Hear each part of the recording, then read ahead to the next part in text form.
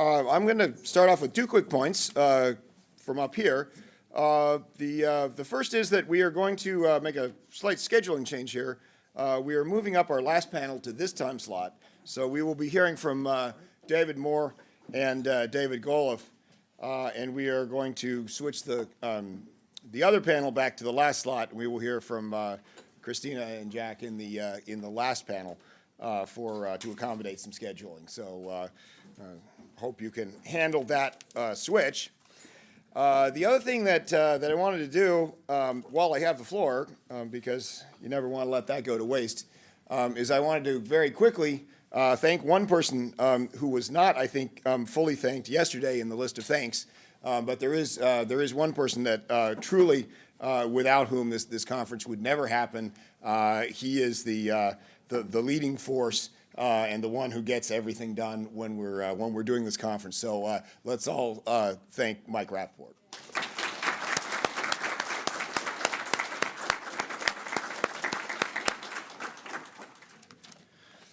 And now, without any further discussion, I will turn it over to David Moore.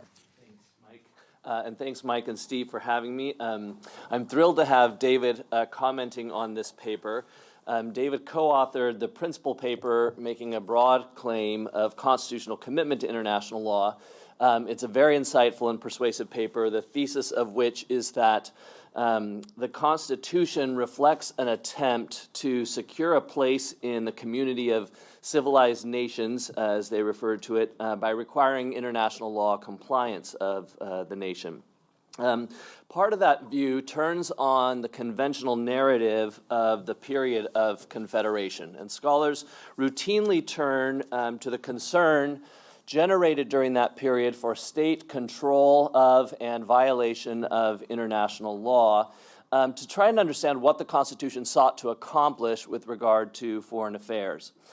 They've also looked at statements concerning international law by prominent members of the founding generation, and these statements are plentiful, that are supportive of international law.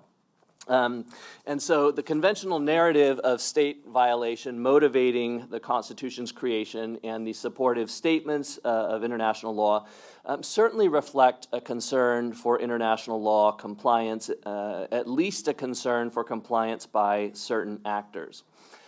This paper originated in an intuition that the commitment to international law at the founding may have been more instrumental than the predominant scholarly account suggests. And so the paper argues not that the state-focused conventional narrative is wrong or that these many statements can simply be dismissed, but that both provide an incomplete picture in assessing the Constitution's stance toward international law. So the paper focuses, as far as I can tell, for the first time on the Confederation government's actions toward international law. And those actions include departure from the law of nations principle of mandatory ratification of treaties and self-interested interpretations of treaty obligations. Thus, for example, you see someone like Jay expressing commitment to international law in the Federalist Papers. You see him more specifically expressing commitment to the U.S.'s obligations to France under our Treaty of Alliance.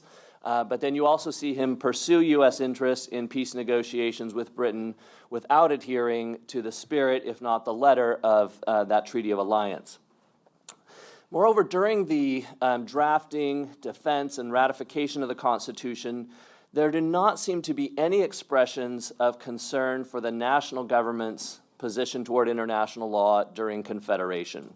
There are generic statements expressing concern for international law compliance, but the focus really seemed to be on concern about what the states were doing with regard to international law and the incompetence of the national government, both its impotence in being able to respond to those violations and just how poorly structured it was. These concerns can and arguably were solved through centralizing power in a better structured national government, and these concerns do not require a constitutional commitment to international law on the national government's part.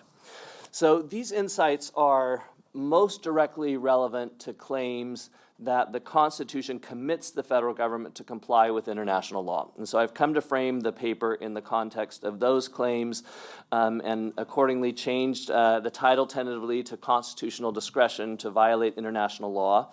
That way, international law scholars can label me a pariah without having to read further. These claims of a constitutional commitment to international law are really undercut by this apparent lack of concern for, during the constitutional drafting and ratification, for the liberties that were taken by the Confederation government with regard to international law. These claims are also undercut by the fact that the Constitution seems to have adopted structural provisions, as opposed to a substantive commitment to international law, adopted structural provisions that would tend toward international law compliance. I think what we see is that the framers and ratifiers were trying to depart from a system under which the states could create problems for the nation as a whole by structurally promoting international law compliance in the national government. Again, what I don't see is an attempt to reject the national government's actions during the Articles and reject some sort of national discretion to violate international law.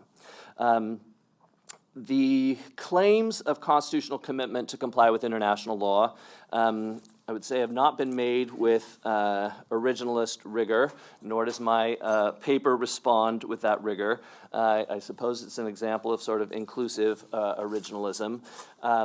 And ultimately, my goal is not to critique the methodology of those claiming a constitutional commitment to international law, but to note really the implications of this history during the Articles of Confederation and this observation that the Constitution's provisions tending toward international law compliance, again, are structural and not substantive.